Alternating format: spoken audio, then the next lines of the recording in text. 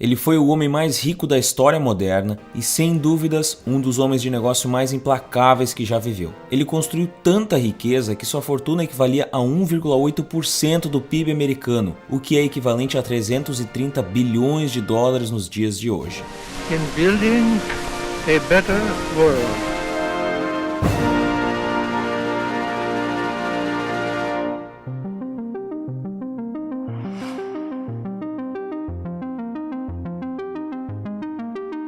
John D. Rockefeller nasceu em 9 de julho de 1839 no estado de Nova York. Para tu ter uma ideia de como era a vida na época, a esmagadora maioria da população vivia no campo e criavam animais ou plantavam. Utensílios de metal eram algo caro e pouco acessível. Não existia energia elétrica nem carros. O banheiro tinha que ficar do lado de fora da casa. As pessoas dormiam quando escurecia e acordavam com o nascer do sol. Quando queriam se deslocar ou ir a algum outro lugar, iam caminhando montado em um burro ou em um barco. A escravidão ainda existia e o mercado de trabalho para os homens livres era praticamente escravidão.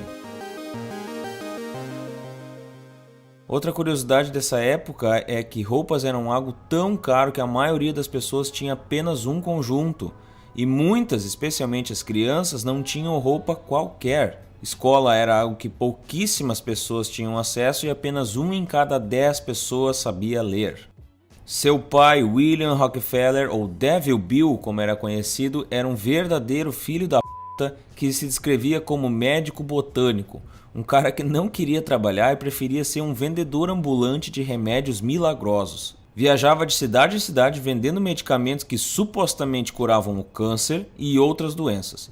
Tinha uma namorada diferente em cada cidade e filhos com várias delas. Era um cara que acreditava e ensinava os seus filhos que para vencer na vida tinha que enganar os outros. Ele mesmo admitia enganar os seus filhos para torná-los homens de negócios mais duros. Com o pai ausente na maior parte da infância dele, a mãe, Eliza Rockefeller, não tinha condições financeiras. Assim, ela ensinou os filhos dela a dar valor às coisas e nunca desperdiçar nada, porque poderiam precisar disso no futuro. Ensinou para o John e para os seus irmãos sobre trabalho duro e autocontrole. Logo no início da infância, Rockefeller já começou a realizar pequenos trabalhos aqui e ali, entre eles cuidava dos animais dos vizinhos e vendia chocolate na escola. Aos 12 anos já tinha juntado a soma de $50, o que equivale a $1.500 nos dias de hoje. Foi nessa época que ele descobriu o poder do juro composto, emprestando o dinheiro dele a fazendeiros locais a juros. Em certo momento ele mesmo afirmou que foi nesse período que ele viu que deveria fazer do dinheiro seu servo e não se tornar um escravo do dinheiro. Se tu tá hoje trabalhando para construir o sonho dos outros e vive para pagar conta, tá na hora de mudar essa situação. Comenta aqui embaixo se esse é o teu caso e como tu pretende mudar isso aí. Em meados de 1855, o pai do John foi pego em vários escândalos. Dentre eles, ele foi acusado de estupro e aplicar vários golpes, o que levou Eliza e os filhos a se mudarem para o estado de Ohio, para fugir de todo esse constrangimento. Ela escolheu a cidade de Cleveland, onde a economia estava crescendo rapidamente graças à recente chegada de um trilho de trem. A economia da cidade era baseada em manufatura e vestuário, mas era conhecida pelos seus vastos poços de petróleo. Nesse momento aqui a gente já vê como é importante estar de olhos abertos para oportunidades e novas tendências. Quem quer crescer na vida tem que estar disposto a ir onde é mais próximo e não se acomodar. Eu não sei se esse foi o caso ou se a mãe do Rockefeller só queria fugir de tudo e escolheu essa cidade aleatoriamente. Mas sem isso provavelmente a gente nunca saberia quem é John D. Rockefeller.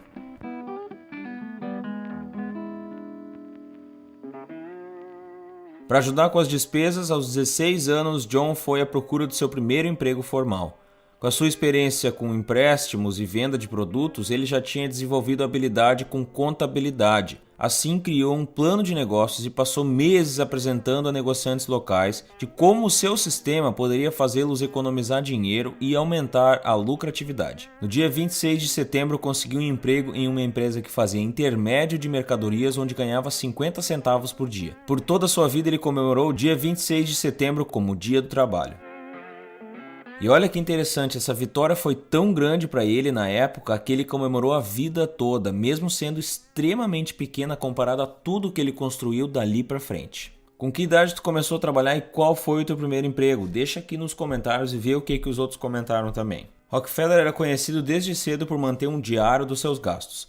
No início da carreira, ele viveu de maneira frugal, controlando cada dólar recebido e gasto. Ele ficava perplexo no relaxamento e ineficiência dos seus colegas de trabalho. Guarda muito bem esse conceito aqui, porque cuidar da receita e das despesas pessoais foi o que permitiu ele criar e expandir os seus negócios mais para frente, desde acumular dinheiro até conseguir empréstimos nos bancos. Foi nessa época também que ele começou a doar 10% dos seus ganhos à caridade. O seu lado filantrópico começou desde cedo e durou até o último dia da sua vida. Além de mais rico do mundo, ele também foi uma das pessoas que mais doou dinheiro na história. Aos 18 anos, Rockefeller teve uma discussão muito forte com seu chefe e decidiu sair da empresa. Ele viu que estava na hora de ter o próprio negócio. Pegou todo o capital que acumulou por 2 anos, arrumou um sócio e pediu um empréstimo para o pai dele e para um banco. Conseguiu um total de $4.000, o equivalente a $100.000 hoje em dia.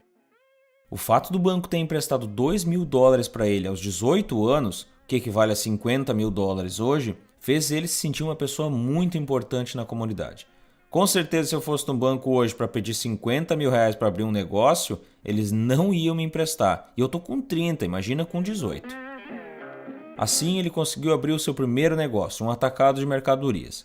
A empresa comprava e vendia praticamente tudo que passava por Cleveland, incluindo carne, grão e outras commodities. Foi nesse período que ele desenvolveu a ética de trabalho, chegava religiosamente no mesmo horário, ia para casa jantar com a família e muitas vezes retornava para o escritório para trabalhar de noite. Em 1859, já com alguns anos de empresa, o primeiro poço de petróleo foi escavado, o que deu início a uma nova corrida pelo ouro, a exploração do petróleo. Em 1863 ele decidiu entrar nesse negócio, mas ao contrário da maioria dos petroleiros, Rockefeller não era um aventureiro. Ele acreditava que a perfuração do petróleo era um negócio muito arriscado. Ele decidiu então que refinar e não perfurar era onde estava o dinheiro estável. Logo uma linha ferroviária ligaria Cleveland à região petrolífera. Rockefeller construiu uma refinaria bem ao lado dela. Foi um dos primeiros na cidade a produzir querosene, o novo combustível para lâmpadas, que era barato e limpo. A luz dos pobres, como o John chamava, traria um brilho aos lares americanos. Ele acreditava que a crescente demanda pelo produto o tornaria rico. Nunca me esqueço de como eu estava faminto naqueles dias, disse Rockefeller se referindo a esse período. Depois de um ano, Rockefeller e seus parceiros discutiram sobre o futuro dos negócios e decidiram se separar.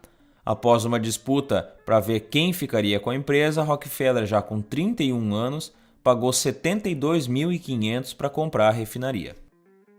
Só repara que nesse exato momento ele já estava com 31 anos de idade, 13 anos depois de abrir o primeiro negócio. O Rockefeller disse: "Esse foi o dia que determinou a minha carreira.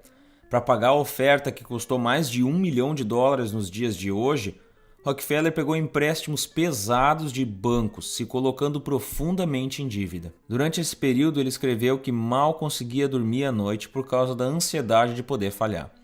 Toda a fortuna que ganhei não serviu para compensar a ansiedade daquele período", disse ele. A primeira planta física da refinaria era simples: algumas cubas grandes, alambiques, tubulações e alguns produtos químicos. Uma pequena refinaria poderia ser montada naquela época por apenas $10.000. E uma grande por 50 mil.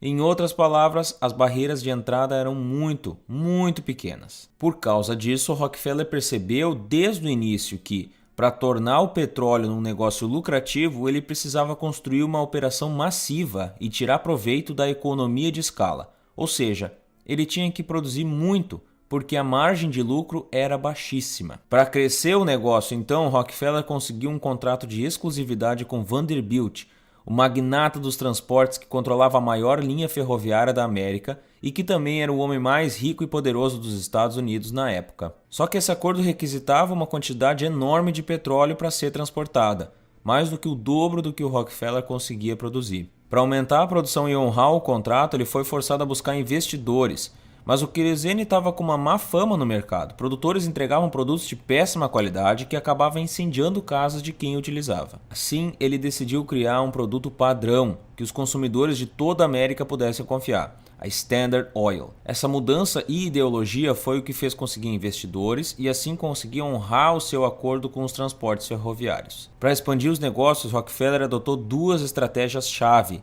ter o melhor preço de transporte para distribuição do seu produto e remover a concorrência a qualquer custo. Assim, ele fez um acordo de transporte com o maior e talvez único concorrente de Vanderbilt, Tom Scott, vice-presidente da Pennsylvania Railroad, que controlava a segunda maior linha ferroviária do país. A produção dele era tão grande nessa época que ele conseguia manter contrato com as duas maiores empresas de ferrovias da América. E sabia que ambas dependiam dele, porque manter uma infraestrutura de transporte era algo caríssimo, e perder o transporte do seu petróleo poderia levar a uma forte crise. A vantagem competitiva dele era tão grande que ele só tinha um caminho a seguir: continuar crescendo.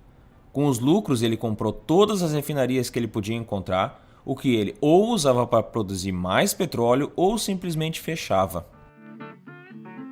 Com pouco poder de negociação das gigantes ferroviárias de Vanderbilt e Tom Scott, eles deixaram de lado a rivalidade para atacar Rockefeller unidos, assim pressionando por valores de transportes mais altos. Nessa época não existia outra maneira de transportar mercadoria por um país inteiro, especialmente em volume.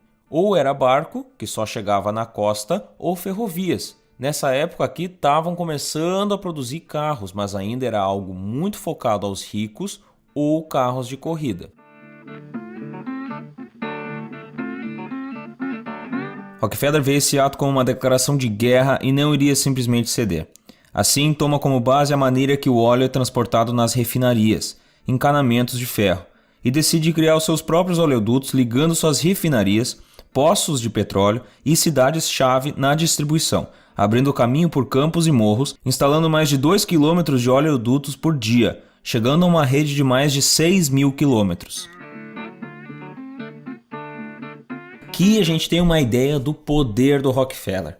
Até então, Vanderbilt e Tom Scott eram respectivamente os dois homens mais poderosos dos Estados Unidos, que por sua vez era o país mais poderoso da Terra.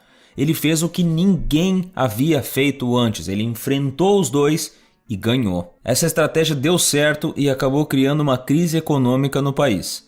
1/3 das empresas ferroviárias da América, mais de 360, quebraram. Essa crise levou junto muitas refinarias também, o que levou Rockefeller novamente às compras. Nessa época, Vanderbilt morre, mas Tom Scott segue firme e decide atacar novamente Rockefeller, construindo seu próprio oleoduto em locais importantes para a Standard Oil. Rockefeller novamente contra-ataca com força, decide fechar dezenas de refinarias na região, o que gerou grandes perdas em lucros, mas pelo menos derrotou o seu grande adversário. Tem gente que diz que ele foi muito filho da p***, mas esse é o jogo de gigantes. Não domina o mercado aquele que tem o maior lucro, mas sim aquele que pode operar mais tempo tendo prejuízo sem quebrar. Esse era o jogo dele e esse é o jogo da Amazon, da Uber, Netflix, Spotify, entre outras dezenas de gigantes dos últimos 100 anos. A queda nos transportes da Pennsylvania Railroad de Tom Scott foi de aproximadamente 40%, o que acarretou na demissão de mais de metade dos seus funcionários e cortes bruscos de salário. Os ex-funcionários inconformados atearam fogo em boa parte dos galpões e trens da empresa, deixando em ruínas o que tinha sobrado. Depois de vencer essa longa disputa, Rockefeller se tornou o homem mais rico dos Estados Unidos. Suas empresas agora valiam mais de 150 milhões de dólares, o que seria 225 bilhões de dólares nos dias de hoje. E ele era o responsável por produzir 98% do querosene de todo o mundo. John se tornou tão poderoso que em 1880 ele já produzia 90% de todo o petróleo dos Estados Unidos. Ao longo da sua vida profissional, Rockefeller teve dois grandes desafios para se manter no poder. O primeiro deles foi com a chegada da eletricidade, que vinha sendo desenvolvido na sua própria disputa pelo poder entre Thomas Edison e Nikola Tesla. Mas a eletricidade não se propagou do dia para a noite. No momento em que o Rockefeller viu que essa seria a tecnologia do futuro para a iluminação, ele prontamente começou a buscar outros produtos para comercializar. E sabia que tinha alguns anos antes do seu principal produto, o querosene se tornar obsoleto. Ao passo que a eletricidade vinha crescendo, outra invenção revolucionária também surgia, o automóvel. Embora Henry Ford não tenha criado o automóvel, ele foi o responsável por torná-lo popular e acessível ao trabalhador comum. Usando um motor a combustão, o automóvel agora precisava de um combustível acessível, produzido em escala para atender a crescente demanda e padronizado. E essa era a especialidade de Rockefeller. A gasolina era um produto que já existia. Era um subproduto que sobrava na produção do querosene e era descartado por ser altamente inflamável e explosivo. Mudando seu foco para ela, fez o negócio de Rockefeller continuar próspero e soberano no mundo das megacorporações. O segundo grande desafio de Rockefeller foi contra o governo, que queria acabar com seu monopólio por medo das proporções que isso podia tomar e pelo fato dele poder se expandir para outros negócios. Em 1890, o governo federal dos Estados Unidos aprovou o Sherman Antitrust Act, uma lei que dava poder aos governantes para regulamentar práticas comerciais a fim de impedir monopólios e práticas anticompetitivas no mercado. Mas para conseguir finalmente romper a Standard Oil, o governo demorou mais de 2 décadas para conseguir fazer isso. Entretanto, o tempo que demorou para ocorrer deu ao Rockefeller tempo suficiente para reestruturar completamente a empresa. Assim, ele criou a Standard Oil Trust, que nada mais era do que uma empresa que controlava dezenas de outras empresas.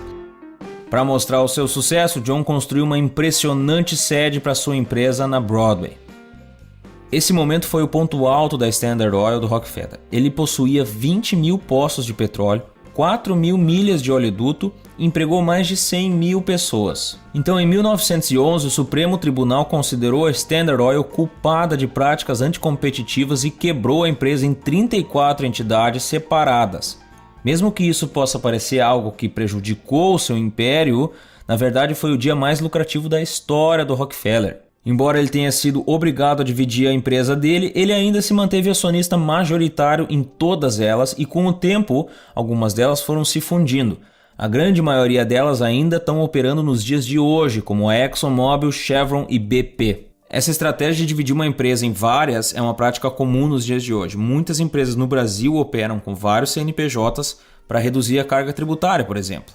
Uma coisa que fica mais clara do que nunca é que para construir grandes riquezas do zero é necessário que aconteçam grandes mudanças, novas invenções ou tecnologias. Essa é a única maneira de construir algo inimaginável sem precisar ter dinheiro de família ou passar a vida inteira no processo. O Rockefeller passou por várias delas: descobrimento dos poços de petróleo e a criação do querosene, o crescimento das linhas de trem pelo país que possibilitou distribuir o produto, a criação do automóvel que gerou a necessidade de um combustível próprio, que foi a gasolina, e a eletricidade, entre muitos outros. E todo esse império ele conseguiu e construiu naquela época, onde a informação era muito mais difícil, tudo era muito mais difícil. Nos dias de hoje é muito mais fácil ter acesso às mudanças que estão no mundo graças à internet.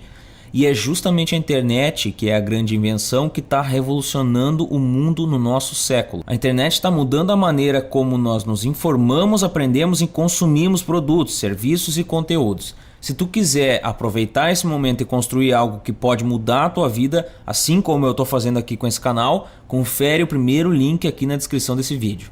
A gente tem um outro vídeo aqui no canal, a história do McDonald's, que fez muito sucesso e muita gente deixa comentários xingando o Ray Kroc, dizendo que o McDonald's pertencia aos irmãos McDonald's, enfim, comentando um monte de coisa que muitas pessoas não têm nem certeza se é verdade ou não. Então, dessa vez eu resolvi colocar a nossa opinião aqui no Elementar sobre essa grande figura, esse grande empresário que era John D. Rockefeller. Ele não era um santo, mas na época inclusive economistas tinham a ideia de que a concorrência e o livre mercado não eram tão bons assim e as grandes empresas eram melhores e mais eficientes. Ah, mas o Rockefeller sofreu processos contra o monopólio e preços predatórios. Sim, porque o presidente na época era de uma ideia política diferente do Rockefeller. O processo se deu por pura politicagem. E é preciso também entender que o presidente na época mandava e desmandava. Afinal, a gente está falando aqui de 1909, mais de 100 anos atrás. Importante destacar aqui também que ele não simplesmente chegou como um ricaço magnata, abriu uma empresa e destruiu com a concorrência. Não, ele foi um dos pioneiros na indústria. Em 1859 abriu a primeira refinaria, em 1866 abriu a segunda. Devido à grande capacidade de se organizar e controlar custos e ser inovador, ele conseguiu superar muitos dos seus concorrentes. Em 1870 ele era o maior produtor com o melhor produto, o custo mais baixo, e ele tinha somente de 5 a 10% da fatia do mercado. E ele chegou lá sendo um excelente administrador. Em 1873, quando ele adquiriu vários concorrentes, o que não se fala é que pouco tempo antes disso a indústria pós-guerra civil recebeu muitos incentivos para o crescimento, o que gerou uma rápida expansão de muitas empresas em vários setores. Quando essa festa do empréstimo acabou, o que geralmente acontece é que muitas empresas ficam endividadas e não conseguem mais fazer dinheiro. Aí o Rockefeller acabou comprando algumas empresas muito abaixo do preço de mercado, porque elas já não valiam tanto assim. Existem muitas outras acusações que são feitas a ele e que eu não vou entrar em muitos detalhes aqui. Ele de fato não foi um santo, mas gerou muitos empregos, baixou os preços, os custos e revolucionou uma indústria inovando e levando luz a todas as casas americanas. E aí, gostou desse vídeo? Não se esquece de deixar o like aqui embaixo, compartilhar com um amigo e deixar um comentário aqui para nós se tu gostou realmente dessas animações e desse conteúdo da vida e história do Rockefeller. E confere aqui na tela esses dois vídeos que eu estou te recomendando, eu aposto que tu vai gostar deles. Um grande abraço e até mais!